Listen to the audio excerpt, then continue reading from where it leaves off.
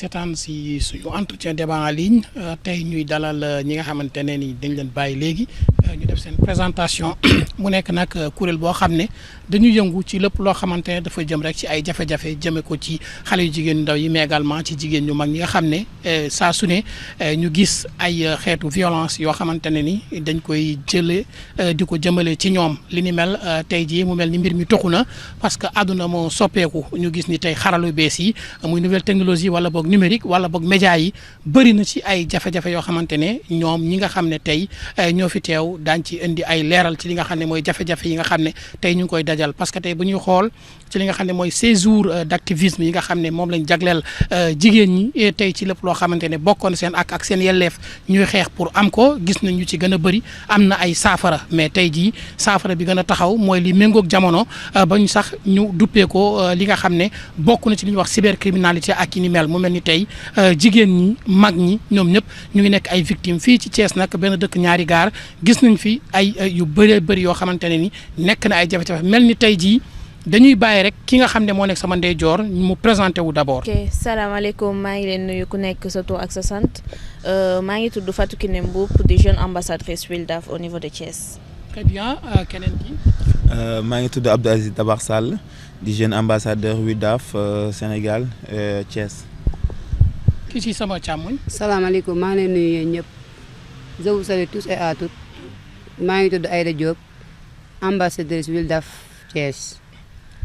très bien mu mel ni tey am na tamit seen beneen kilifa boo xam ne mu ngi fi xam naa bu ñu paree moom mooy tëj moom it dina def présentation am wax ci kuréel bi nga xam ne mooy Wildaf bëri na ci ay dooleel yoo xam ne mu ngi ànd ak ñoom di leen dooleel ci li nga xamante ne rek mooy xeex ñiy xeex ak yelleef jëmale ko ci jigéen ñi ci ndaw ñi ci mag ñi mais tamit ci couche vulnérable yi nga xamante ne tey jii bëri na ñoo xam ne dañ leen xam mel ni ñu beddi dañuy bàyyi d'abord kii di Fatou Kiné Diouf di ambassadrice bu Wildaf mu wax ñu rek kan mooy Wildaf ak Wildaf lan mooy taxawaayam. Wildaf nag benn kuréel la boo xamante ni dafay xeex ak yelleefu jigéen ñi li ko tax a jóg nag mooy nekk porte parole jigéen ñi xamal leen seen ay droit xamal leen lépp loo xamante ni ñoom war nañ ko xam ci loo xamante ni war na leen mën a jëmale kanam su ma ko doon tënk daal ci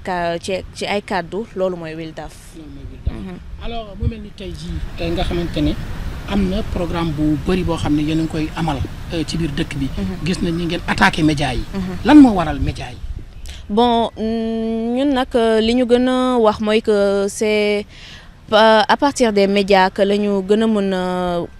am impact ci suñu ay campagne de sensibilisation parce que ku ne média xam que ni porte-parole la ñun bu ñu taxawee di wax. ñëpp dinañu déglu parce que léegi ce sont les médias qui font tout ñëpp ñu ngi ci médias yi ku xoolul peut-être télé yaa ngi xool rajo ku xoolul rajo aussi yaa ngi ci réseaux sociaux yi te à partir de ces réseaux sociaux yow tu peux mën nga nekk nga jàllale sa ay campagne de sensibilisation de telle sorte que képp ku ko dégg dina ci mën a bàyyi xel dina ko mën a jëriñoo wala mu gis koo xamante ni dina ko soxla mu jox ko mu jëriñoo ko loolu moo gën a tax nag ñu favoriser les médias. alors mu mel ni tey jii kii di Aïda Diop dañ koy laaj rek taxawaay bi wax nañu média mel na ni tey jafe-jafe yi sax média bokk na ci parce que tey yéen a ngi wax violence sur le numérique mu nekk loo xamante ne tey jii yéen a ngi koy dund muy ay jafe-jafe yoo xam ne yéen a ngi bëgg ñu dakkal ko ñu bëgg rek nga wax ñu yan xeetu violence la. violence médiatique moom li muy violence yi muy englobé dafa bëri dinañ mën na nekk violence verbale nit mën na jël mën na la. wax ay kàddu yu ñaaw mu déstabiliser ko genre mu jaarale ko ci TikTok bi ñëpp di leen ko waxee mën na doon violence physique nit mën na seq ak yow dara après mu la ciy menacé comme cas bi fi mu amoon récemment à Thiès xale bu jigéen bi copain am doon santal ci ay vidéo ba mujjee rey ko ñoom ñaar kee dee ne kii am na problème ku jigéen ki parce que tëj nañ ko yàq na àddunaam daal yooyu yëpp violence la violence mooy violence physique bi violence verbale bi mooy comme li ma lay wax nga jëfe nit wax la wax ju ñaaw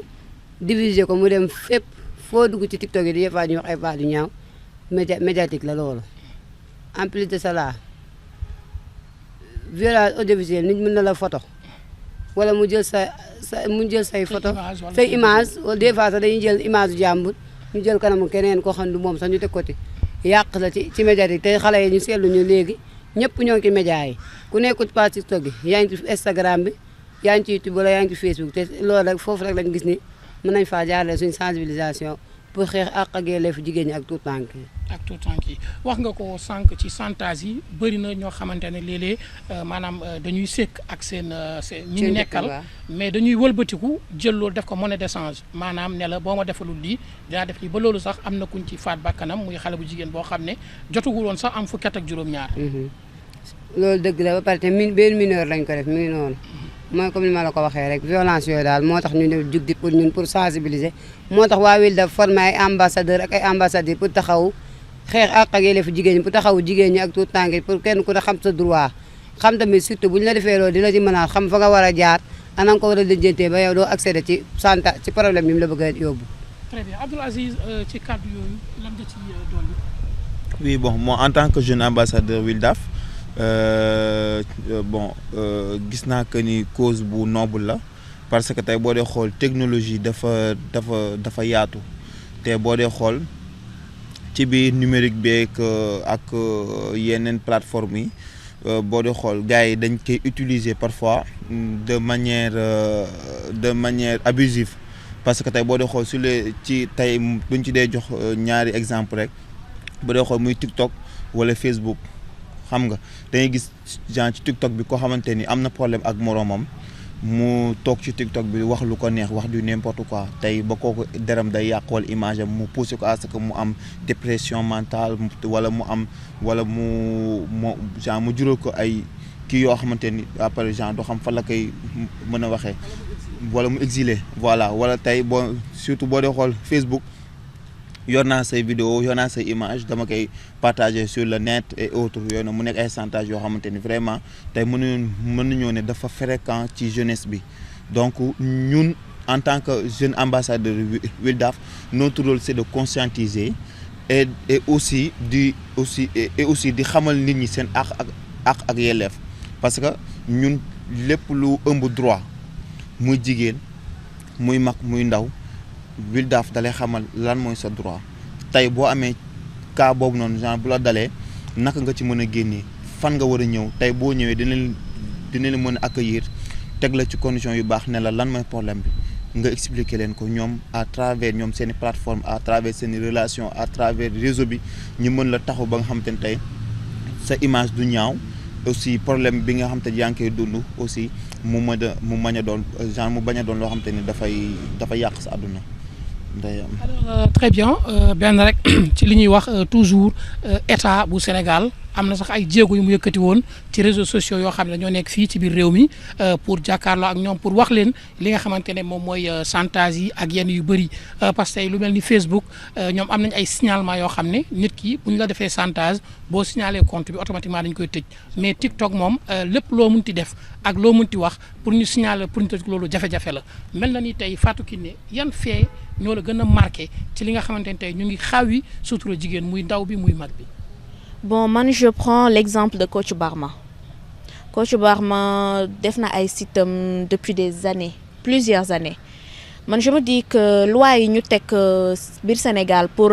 éradiquer phénomène boobu noonu dañ ko teg mais appliqué wuñ ko à la lettre maanaam appliqué wuñ ko rigoureusement comme ni mu si waree parce que buñ ko appliqué woon amaana Coach Barma duñ ko jàpp heure bii mais ci teel bi lañ koy jàpp mais boo suivre histoire Coach Barma tuuti tu vas te rendre compte que il fait ses pratiques depuis des années et des années mi ngi nekk di enrichir au détriment des personnes di yàq nit ñi ci lépp nag l'état sénégalais daal loi yi ñu teg concernant les violences médiatiques rigoureux wuñ ci maanaam rigueur bi ñu ci war a teniruñ ko ci de telle sorte que am na yenn personnes yoo xamante ni dañu mal intentionné dañuy def pratique yooyu noonu des années et des années dañu confiant en fait dañu dem ba dañu confiant parce que imagine nga jël benn site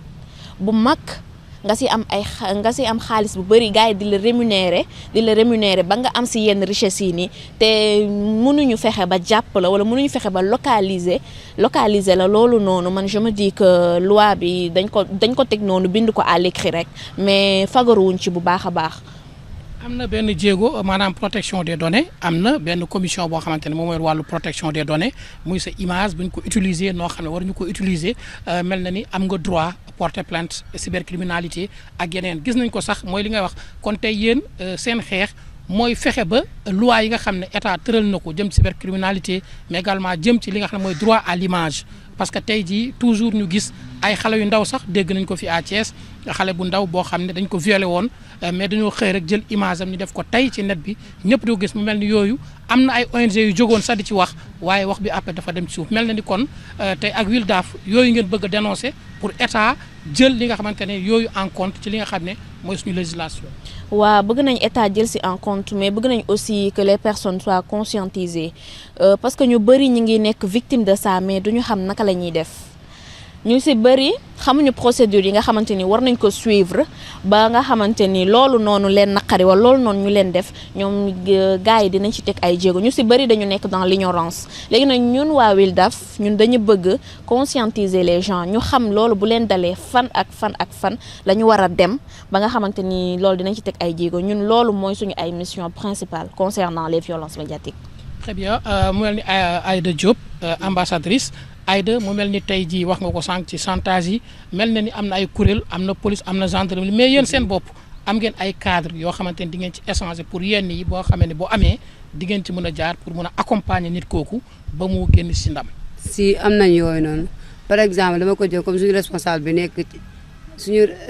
nekk Thiès buy taajee naa en premier lieu ñun loolu fekkee dafa am ci suñu quartier dañuy ki ñuy njëkk a xoole mooy ay violé bu amee ci suñu quartier dañuy njëkk a dem ci délégué de quartier bi aviser ko bu ñu fa jugee ñu dem ci ICP bi nekk ci poste de santé bi ñu aviser ko bu ñu joxee ay kayit yu wóor ñu ànd ak duñ ko bàyyi dañ koy topp parce que loolu mooy suñu mission ñu ànd ak xale bi ak ay parents ba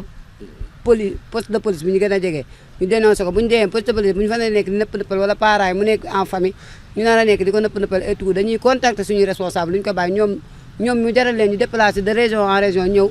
topp cas bi teg xale bi ci yoon teg ay parents ci yoon jël xale bi toppatoo ko nu ñu ko war a toppatoo am nañ sax ay maison yoo xamante nii mën nañ faa téye xale bi ba jàppale ko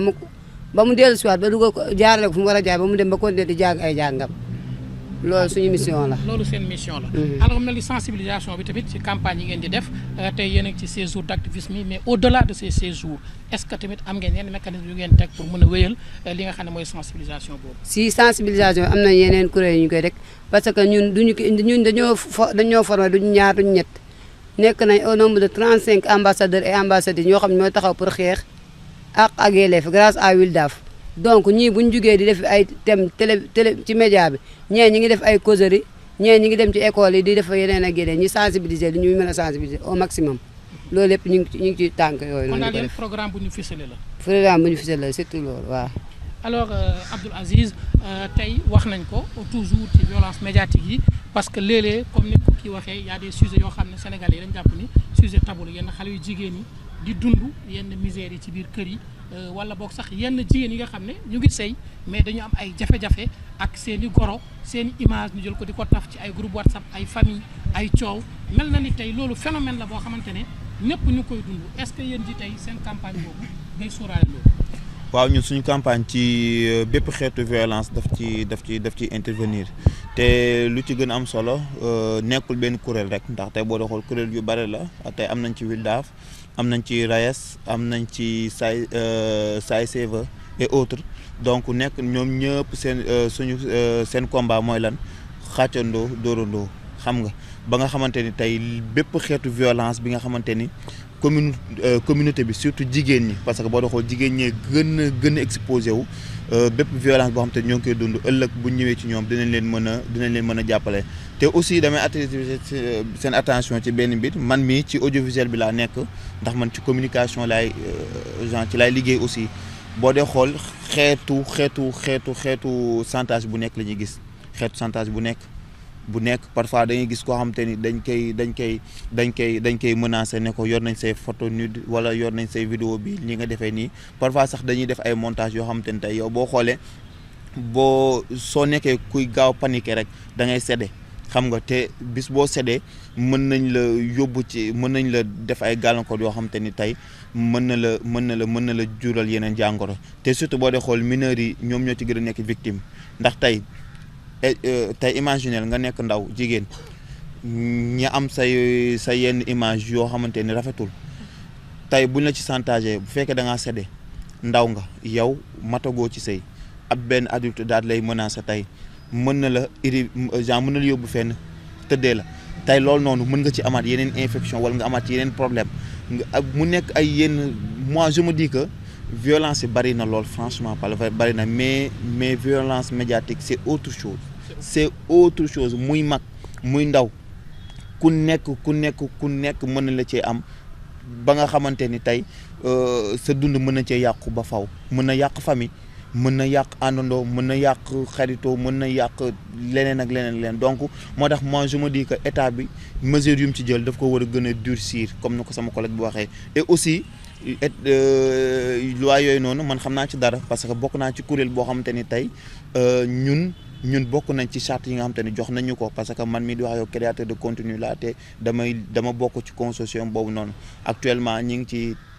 ciy teg ay jéego yoo xamante ni tey ñun ñu nekk foofu noonu tey compte bi nga xamante ni mi ngi dox ci yooyu noonu duñ ko mënee signaler wala ñuy mën a alerter jeunes yi su boobaa dañ bokk ci ñi nga xamante ni dinañ ko def ànd ceeg comme ay Wildaf et autres. Très bien xam nga tey dañuy wax toujours compagnie téléphonie muy bëgguma tudd seen tur mais daañu leen tudd muy Orange muy Free muy Yas wala Expresso ak yi ni mel parce que bu ñu xool ci wàllu violence yooyu souvent chantage yi ci téléphone yi léeg-léeg nga dem topp ko mais diggante police ak yenn compagnie pour am réquisition pour mën a accéder ci localisation bi dafa mel ni loolu da ngeen di bëgg won ni état dafa war a teg maanaam alléger ko ba nga xam ne bu loolu amee daañu mën a xam ñooñu fu ñu koy defee jàpp leen. oui parce que boo dee xool tey amoon na benn compagnie communication boo xam te ni mën nga ko utiliser ba pare daal di kii daal damm puce bi alors que ñoom seen base de données dans les normes war nañ ko mën a am fichier parce que tey bu fekkee da ngay wut puce sa carte d'identité sa nom de famille ak sa nom yëpp daf ciy figurer même tey puce bi boo ko demee dans les normes yow genre ñoom seen base de données yow say données mi ngi ci voilà communication bi tey mën nañ koo génne mais boo dee xool dafa am limite am ñoo xamante ni dañuy nangu lool am ñoo xamante ni aussi duñ ko nangu mu nekk loo xamante ni aussi état bi war na ci mën a jël ay mesures waxtaan ceeg compagnie communication yooyu noonu ba nga xamante ni tey képp ku ñëw signalé wu parce que boo dee xool am na ñoo xamante ni tey buñ jotee menace bi tey buñ leen menacé lu ñuy wax woo na ma ci numéro bii nii boo ko ne jël numéro bi nga yóbbu ko ci yoon police def traçage bi yooyu noonu daf lay ne du mujjee fenn alors que peut-être tey état bu tegoon ay conditions yoo xam te ne tey bu kooku demee foofu noonu dina mën a am benn solution kon su boobaa menaces yi bon ragal naa que ni dinañ jot 1 million wala voire des millions de plaintes parce que ça existe jusqu'à présent ça existe menaces yi dafa exister comme pas possible moo tax jeunesse bi ñi ngi yàqu te nekk na loo xam te ni moom vraiment man bëgg naa état bi daal ciy teg loxoom bu baax a baax. alors très bien Fatou Kiné la ngay tontu ci loolu ci li nga xam ne rek toujours mooy compagnie yi. bon man mooy li ma doon wax sànq rek il faut que normes yi nga xamante ni dañ ko teg ci législation bi ñu gën ko endurcir parce que boo ko bindee nga def ko juste des textes. te doo ko appliquer voilà application bi du application bi ci war doo ko ci def loolu dafay mel ni mook zéro ñooy yem tey jii nii état bi waroon na mën a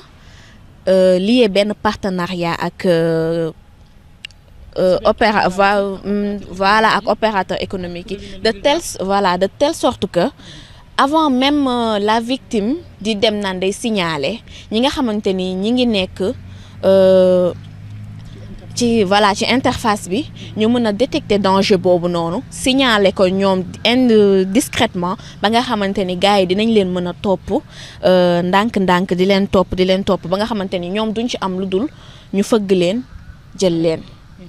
normalement mais tey jii nii comme ni ko sama collègue bi waxee képp ki nga xamante ni dafay subir violence yi ñu buñ la ne demal nga porter plainte nga yóbbu numéro bi na nga naan du mujj fenn parce que da nga gis ay tas d'exemples yi nga xamante ni mujjeewul fenn ay tas d'autres exemples yi nga xamante ni dafay am commencement mais du am fin du coup yow boo gisee loolu yow tu vas te lasser da nga naan lii moom police wala leneen ak leneen du ci mën dara yow loolu ngay mujjee wax après leneen ak leneen tamit mën na ci jur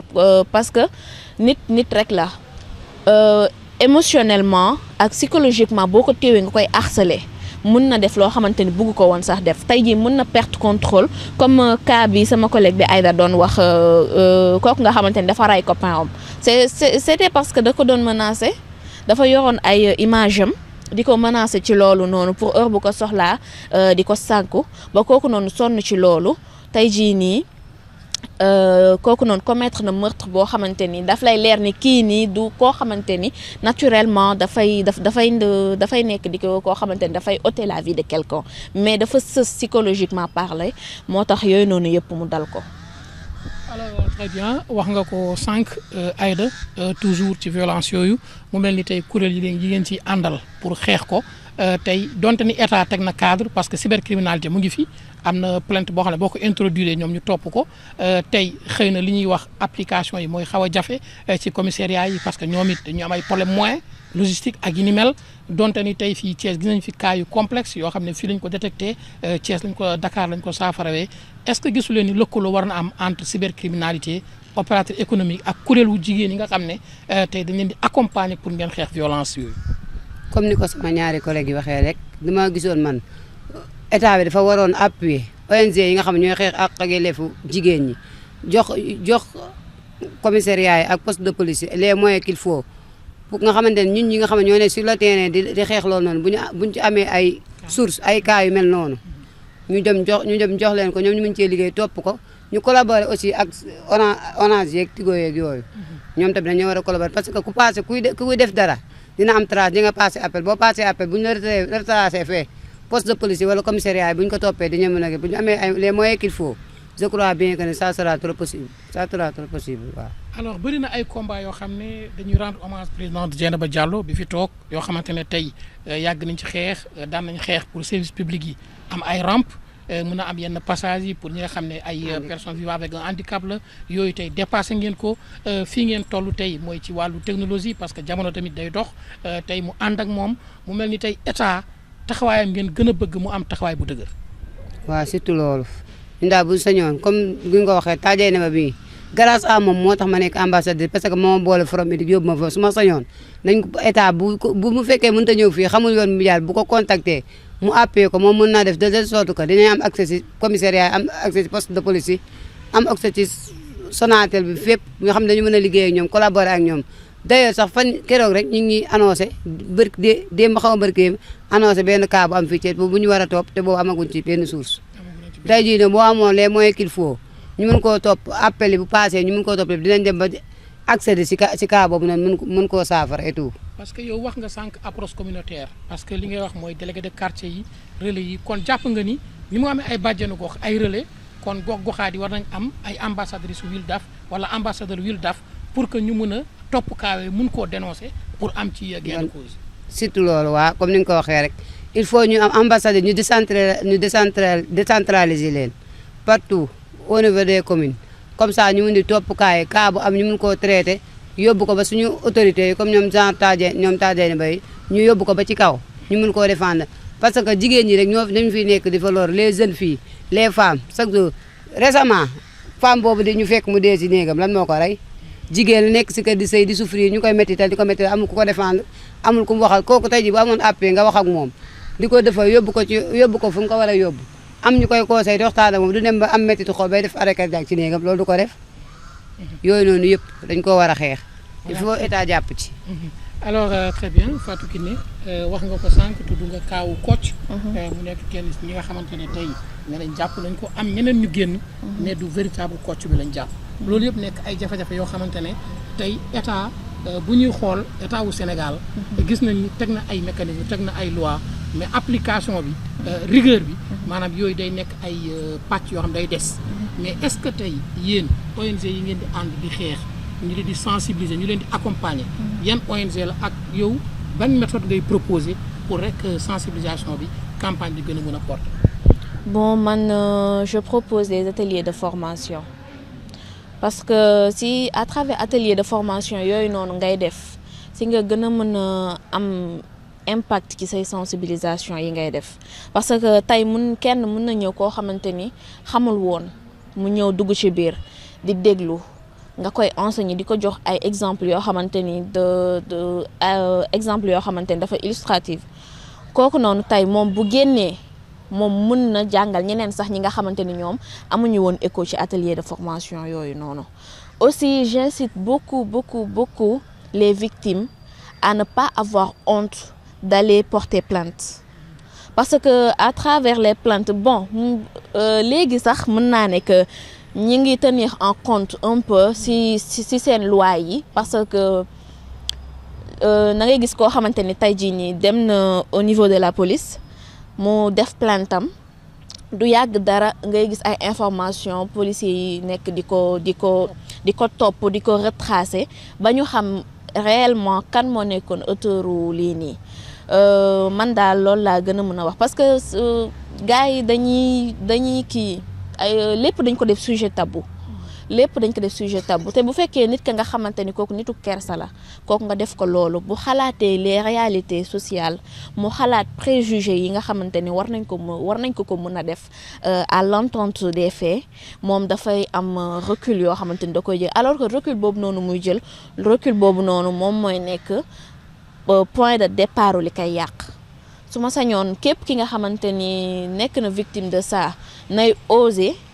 dem di porter plainte parce que sa problème kooko waxul moom mënu ko xam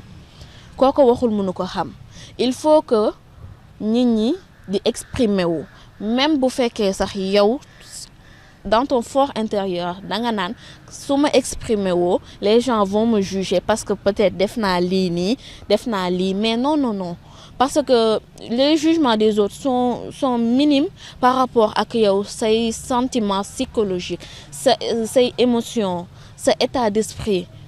lépp li nga xamante ni yow tey jii ni yow yaa koy dund en privé nit ki moom mënul ñëw di gis loolu noonu nit ki mënul a xool décrire ci yow que ni yow sa état d'esprit lii la ba pare am na nit ñoo xamante ni des personnes yi nga xamante ni elles ont des tendances suicidaires am na nit ñoo xamante ni tey jii nii supporté wuñu pression parce que nit mënoo ko jël di ko menacer nga yaakaar que ni kooku menace yi nga koy def noonu à part la peur et la panique ak l'anxiété amul leneen lu muy def ci moom non il peut arriver des moments yoo xamante ni la personne peut même se suicider ki nga xamante ou disparaître isolement mais li may gën a dévaloriser di ci gën a insister c'est la suicide parce que am na nit ñoo xamante ni elles ont des tendances suicidaires tey nit ki nga xamante ni yaa ngi ko topp tout le temps di ko malmener di ko def yooyu noonu kooku tey mën na jékki-jékki rek xaru te kenn du xam lan moo ko dal. très bien est-ce que mën nga ñëwaat ci ONG yi nga xam yéen a ngi ànd ak ñoom. bon lu si mel ni RAES Say Save Wildaf yooyu noonu ñu MSI yooyu noonu ñooñu ONG yooyu noonu yëpp tey jii nii ñoom dañu taxaw pour lutter contre ça ba pare dañuy déployer tous les moyens possibles yi nga xamante ni ñun les jeunes ambassadeurs dinañ ñu ko jox élargir suñuy esprit élargir suñuy campagne de sensibilisation lépp loo xamante ni mën nañu jàppale rek ONG yooyu noonu ñoom ñi ngi koy taxawal pour ñu nekk la voix des sans voix parce que ñun en tant qu'ambassadrice on est la voix des sans voix ñi nga xamante ni mënuñoo wax ñi nga xamante ni dañuy làqatu ñun jeunes ambassadeurs yi ñun ñoo nekk leur voix leur porte-parole parce que ku ne ambassadeur aussi xam que ni day porter benn combat lay porter te tey jii nii ñun jàngal nañu ONG yi ma cité tantôt jàngal nañu toutes les méthodes yi nga xamante ni war nañ ko mën a def nous en tant qu'ambassadeur pour camper suñuy sensibilisation yi nga xamante ni toute personne yi nga xamante ni dégg nañ ko ñoom dinañ xam yoon yi ñuy aw juste pour seen mal boobu noonu ñu leen def mu atténuer wu. Voilà, très bien. Soxna Aïda looy tàggatoo ambassadrice. maa ngi nuyu kenn ku nekk sa tur ak sa sant comme ni ma ko defee woon di leen jaajëfal di kontaan ak di bëgg tamit déglu bi boo leen ko dégloo bu wax ma ñu déglu ko di nekk pour déglu maa bëgg bu ñu ko dégloo mu kenn ku ne nga travaillé ko sa bopp mu am lu mu la jural li ñu leen fi wax nii loolu mooy dëgg gu wér gi kuñ fi def dara na nga bu ruus dénoncé ko na nga kaas say droit dénoncé ko ba ñëpp dégg la buñ ko déggee ñi la war a jàppale dañ la jàppale ba teg ki la soloon ci axe incha allah wala merci beaucoup. waaw di gën a engagé waat rek en tant que jeune ambassadeur gën a engagé wu ci cause bi nga xamante ne tey ay lanceur d'alerte lañ parce que tey bu ñu nee ambassadeur c'est quelqu'un qui représente quelque chose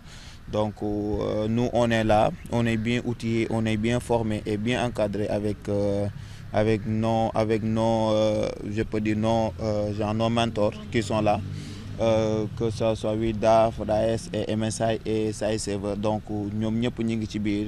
ñu ngi ñuy appuyer donc incha allah rabbi ñun ubbi nañ leen suñuy porte te on est là accepté nañ ki dévalé wu laqatuwuñu ubbil leen ñu suñuy porte ubbil leen ñu seeni porte ñun tamit ubbi nañ leen suñuy porte incha allah rabbi ñu àndandoo xeexandoo xàccandoo dóorandoo ba nga xam te ni lépp loo xam te ni mal la wala leneen ak leneen ci société bi mu mën a dem ñu mën ko éradiquer une bonne fois pour toutes merci beaucoup. Bon man moom li may commencer c'est juste réitérer mon engagement ci rôle ambassadrice bi nga xamante ni man maa ngi koy mener pour juste lutter contre les violences surtout faites aux femmes faites à la minorité. Man je réitère mon engagement sur ça aussi tout le temps ñun aussi ñi ngi doon parler ci menaces yi nga xamante ni peut-être c'est sexuel wala ay images sans pour autant parler du body shaming qu'on est en train de faire en ce moment ñu bari tey jii nii ñi ngi critiquer physique gu nit wala ñi ngi wax ci nit te loolu noonu aussi dañu war a xam que ni ce sont des formes de violence. Parce que tiim nit di critiquer physique am wala nga koy xas ci physique am loolu tamit forme de violence bi nga xamante ni mun na impacter dans la vie de cette personne man daal li may gën a wax mooy que ni les gens nañu am ouverture d'esprit nañuy confier wu auprès des ONG wala auprès même des relais communautaires bàjjenu gox yi et cetera mais aussi nañuy am tendance dem di porter plainte loolu bu mu leen dalee bu ñuy isolé wu bu ñuy nekk di paniquer nañuy dem auprès des services yi nga xamante ni teg nañ ko fii nii ci pays bi pour dénoncer ça parce que ñoom bu ñu waxul kenn du wax. Parce que c'est eux les victimes ñoom bu ñu waxul kenn du wax ñun ñi ngeen gis nii dañuy nekk juste pour épauler leen pour pousser leen ci li nga xamante ni moom mooy résoudre seen ay problèmes mais ñun mënuñu xam li ñuy dund. léegi man daal loolu daal laa am si lu may wax et que on remercie WILDAF on remercie tous nos ONG yi nga xamante ni ñoom ñoo ñu permettre tey jii nii qu'on soit outillé ba nga xamante ni ñu ngi toog fii nii di mener combat bii nii je dis merci à tout le monde. Voilà, merci beaucoup. Nous sommes avec la présidente Madame Dieynaba Diallo. Dañuy bàyyi rek moom mu présenter. Voilà. Merci beaucoup Thiès 24 maa ngi nuyu Actu Thiès. Voilà, merci Actu Thiès donc maa ngi nuyu seen téléspectateurs yi et tous les auditeurs. Man Dieynaba laa tudd Dieynaba Diallo nekk vice-présidente WILDAF Sénégal. Voilà, Madame Diallo mu mel ni ñu ngi ci 16 jours d'activisme. am na beneen combat. muy la violence numérique ou médiatique mel ni tey yéen a ngi accompagner la relève. parce que ñu gis fii tey. ñu fi toog def plateau bi muy les ambassadrices. et ambassadeurs wane na ni yéen. seen combat. mooy fexe ba ñëpp mën a épanouir. muy la minorité muy les couches vulnérables. muy les filles et les femmes. tey ban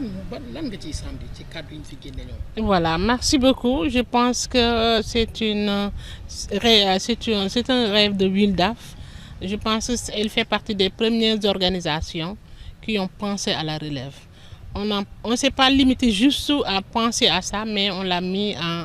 réalité. Parce que tôt, on a su qu'il nous faut une relève éveillée et vraiment bien outillée pour pouvoir porter le flambeau.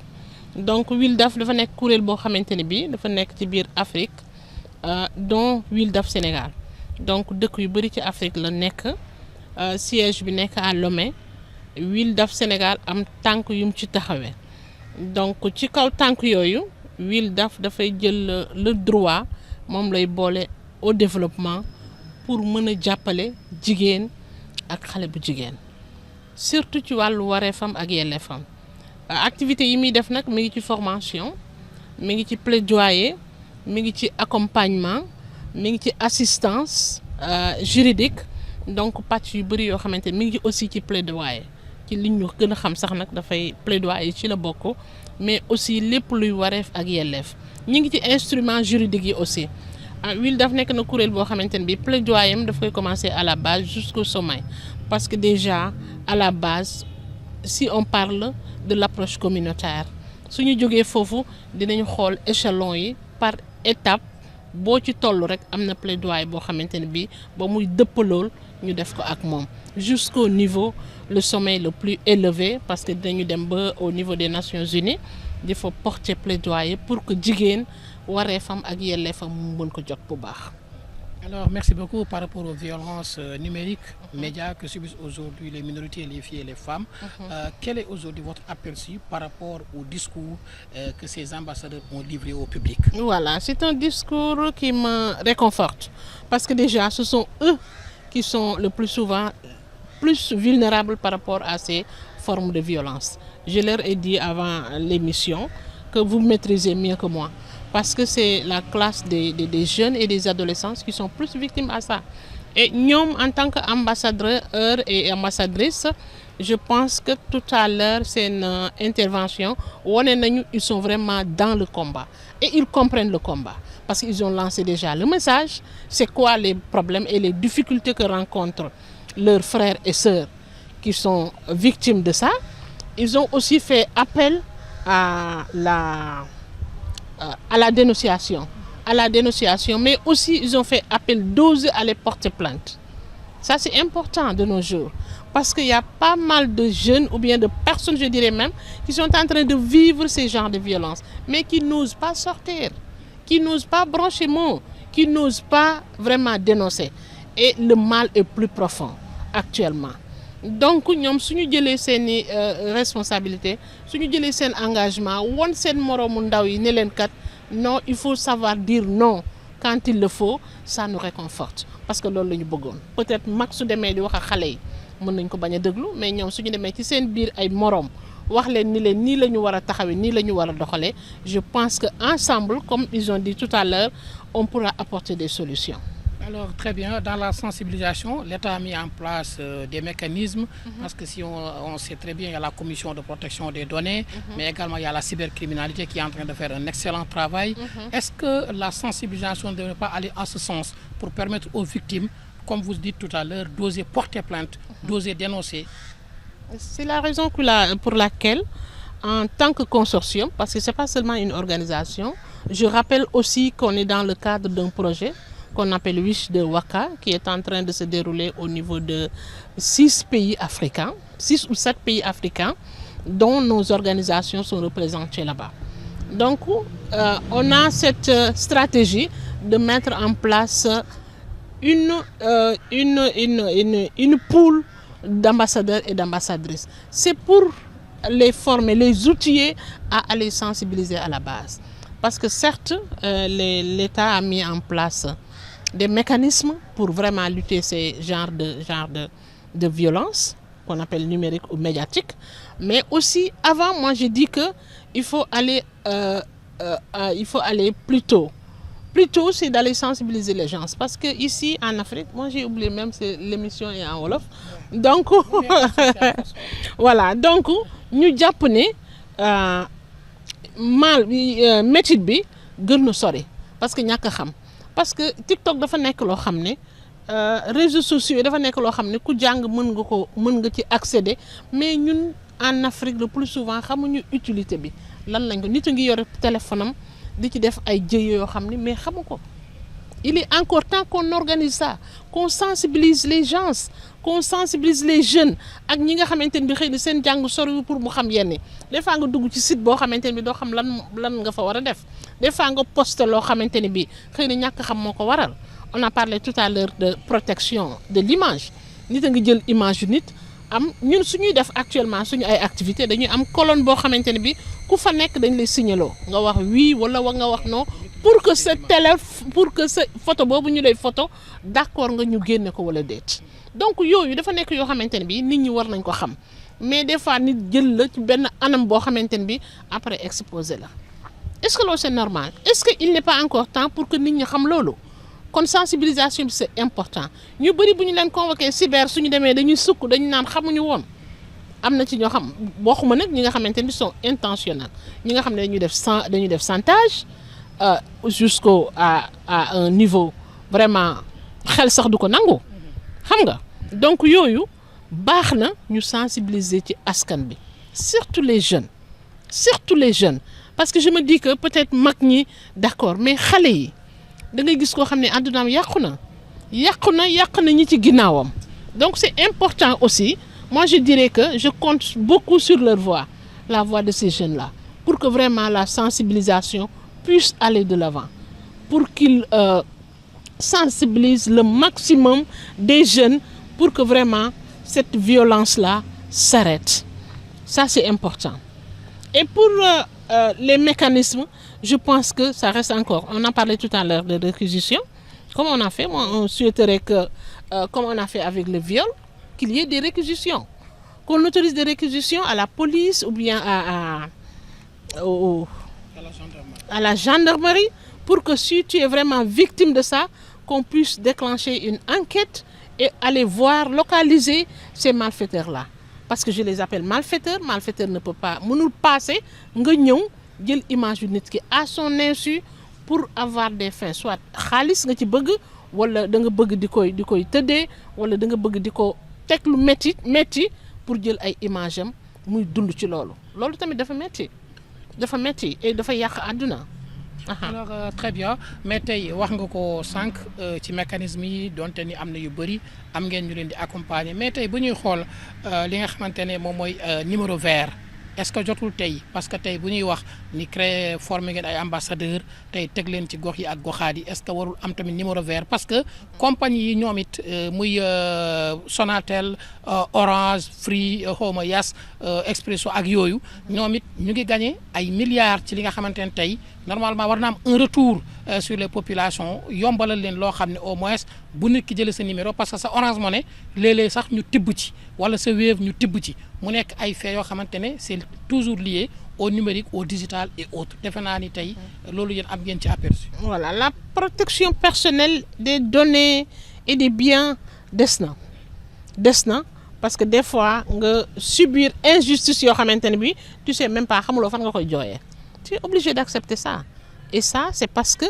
ni ñu war a defee protection bi moo des système bi moo des et aussi la majorité l'ignore xamuñu naka la ñuy protéger seen ay données naka la ñuy protéger seen ay yëf seen ay biens seen alal seen xaalis seen koppar yi nekk ci téléphone yi et autres duñ ko xam donc aussi il y a les malfaiteurs qui sont là et qui sont bien outillés donc loolu aussi am na baax na pour que ñu jël ci yeneen matuwaay yu baax a baax pour protéger surtout la population. Alors très bien donc lan mooy doon message bi. Le message c'est d'encourager ces jeunes-là les nouveaux ambassadrices et ambassadeurs ci lancé bi ñu nekk et dire que seeni moroom nañu fexe ñoom tamit ba déglu leen parce que ñoom seen liggéey yemul rek ci lii mais dañu war a dem ci gox yeeg goxaat yi. ba mën a daj ñi nga xamante ne bi amuñu chance su egg ñoom fi ñu egg ñoom li ñu xam ñu fexe ba ñooñu xam ko pour qu'ensemble ñu mën a dóorandoo comme il le dit très souvent je pense que c'est important aussi nit ñi di dénoncer la dénonciation parce que nit ki mi ngi dund loo xamante ne bi tey ci biir këram wala ci biir néegam te nit teg ko te tegu ko fenn di bafouer ay droit wam te tegu ko fenn mu sukk ci moom ci loolu di ko soutirer de l'argent xaalis mën nañ ko liggéey mais am na loo xamante ni muy dignité nit ki c'est plus profond c'est un problème de droit nga bëgg ko xañ nit ki yore ko ci sa loxo di ko manipuler à ta guise loolu moo gën a metti ñu lay soutirer xaalis il est encore temps que ça s'arrête et kenn ku ci nekk am nga ci wàll ci xeex boobu kenn ku ci nekk la population les organisations l'État les démembrements de l'État donc tout un chacun la presse tout un chacun war na ci dugal loxoom pour que vraiment loolu ça s'arrête. mënuñu wax numérique te waxuñu statut yi ak groupe WhatsApp yi mi ngi yàq àdduna nit ci tey koo waxal mu dem def statut wax la ci loo xam ne mu leer la ni yow lay waxal man loolu lii yoo ko tax man je suis pas trop WhatsApp loolu ci la bokk man bi ñu def WhatsApp fekk ma fi dama ñëw mais ba tey jii nii j'ai des problèmes pour dabe ci affaire WhatsApp les groupes aussi la même chose des fois on me dit que man dañ ma koy wax parce que du ma ko xool du ma ko gis du ma ko kii je suis pas active même si WhatsApp donc li ñu war a bàyyi aussi bàyyi ci xel muy jigéen ñi on ne peut pas protéger une cible mais cible boobu aussi en retour di def violence parce que violence c'est le plus souvent les WhatsApp les statuts les groupes li ci ëpp jigéen ñi la ñoo ciy xaste ñoo ciy wax yoo xamante ni bii mais loolu taxul jóg WhatsApp régler des cas personnels taxul jóg WhatsApp nañu xool leneen loo xamante ni def nañ ko mu rentable ñu utiliser ko ci mais les statuts nit a ngi dee nga koy jaale wala mu feebar nga koy seet fekk li ko dal yow yaa ko teg en utilisant WhatsApp statut les groupes aussi groupes yi bëri yi ñu ciy wax loo xamante ni bi vraiment rafetul yee di nit wax la nga enregistrer ko après transférer ko yooyu c'est des formes de violence inouïes et mi ngi yàq àdduna yenn nit yi ñi koy def aussi nañu consciente ci loolu que nit a ngi tëdd hôpital wala mi ngi leen di romb ak mbuus ordonnance am feebar bi ko dal ñoo ko teg parce que un médecin m'a dit que stress li mu mën cancer mënu ko stress li mu mën te loolu boo ko defee nit toroxal nga ko c'est une forme de violence psychologique et morale kii dafay topp nit ki toute sa vie def nañ la violence physique boo xamante ni après da ngay dem faju ñu mu cicatriser wu après mu sedd dina métti dina tar mais après dafay sedd mais les violences morales et psychologiques daf lay suivre toute ta vie il est encore temps pour que jigéen ñi aussi def seen benn rétrospective xool li ñuy teg seen moroomu jigéen parce que sama benn maam dafay wax loo sol rafetul bul ko solol sa morom ça aussi je tenais vraiment à le partager.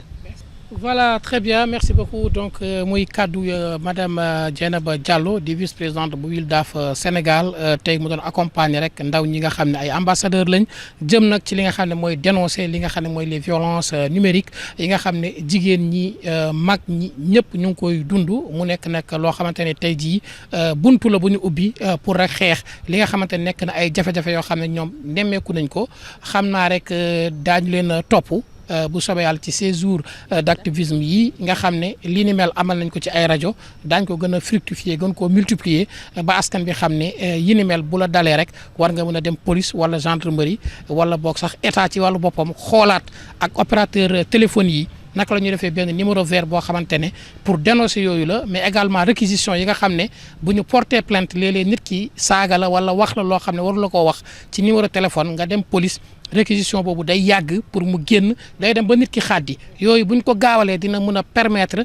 ñi nga xam ne muy police muy gendarmerie def seen liggéey ba jàpp kooku nga xamante ne def na jëf ju ñaaw jooju yoon dal ci kawam bu sanction yi bëree rek samba boy yi dellu ginnaaw waaye bu sanction amul samba boy yi dañuy gën a bëri di leen jox dig daje rek ci beneen numéro incha allah.